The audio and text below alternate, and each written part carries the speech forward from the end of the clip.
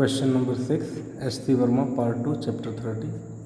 A charge q is placed at a distance a by 2 above the center of a horizontal square surface of AJ. Find the flux through a square surface.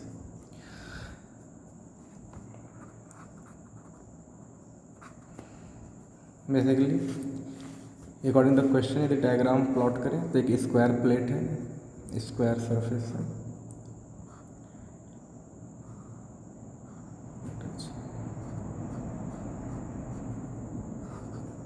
Square है जो side ए का square surface है,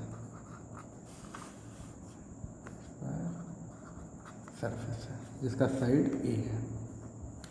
बोला जा रहा है कि इसके सेंटर से हॉरिजॉन्टल सरफेस से a/2 की दूरी पे एक चार्ज q रखा गया है।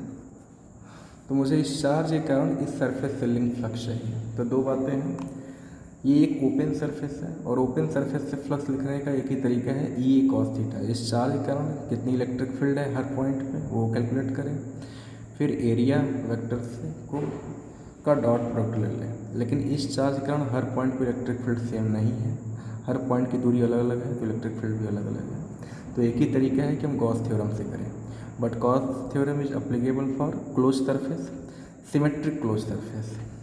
वैसे तो अप्लीकेबल हर टाइप के सरफेस के लिए है, लेकिन रिजल्ट हमारे लिए तभी फ्रूटफुल होता है या वैल्यूएबल होता है जब क्लोज सरफेस सिमेट्रिक होती है। तो जैसा सरफेस यहाँ पे है वैसे इसको क्लोज करना शुरू करें सिमेट्रिकली। इस चार्ज को एक क्लोज सरफेस के अंदर रखने की कोशिश की जाए सिमेट्रिकली। तो क्या करेंगे भाई, ऐसा ही क्लोज सरफेस बनाने की कोशिश की जाती है इस तरह से सिमेट्रिकली। का डायग्राम सही नहीं बन पाएगा, इमेजिन ही करना पड़ेगा आपको।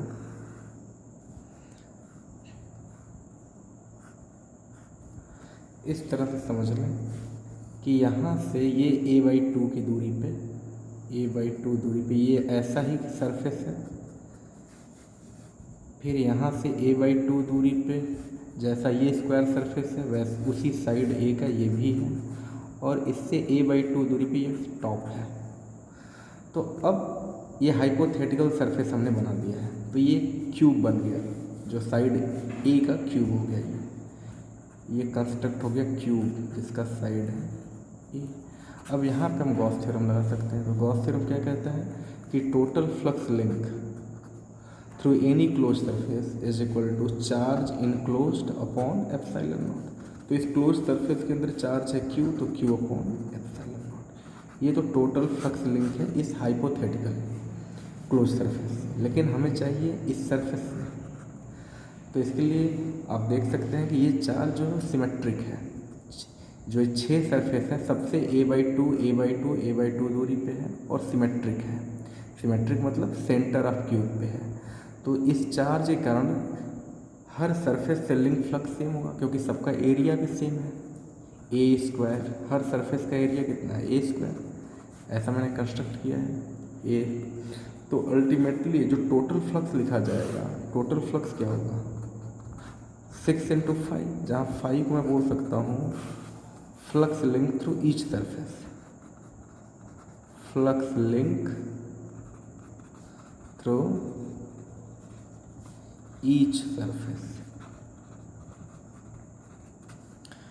6 सरफेस हैं इस क्यूब में, तो हर सरफेस से जो लिंक फ्लक्स होगा सेम होगा। क्यों होगा, बाई सिमेट्री, क्योंकि जो चार्ज क्यू है वो सिमेट्रिकली हर सरफेस से इक्वल डिस्टेंस पे है और हर सरफेस का एरिया भी सेम है। तो फ्लक्स क्या होगा, बाई सिमेट्री सेम होगा।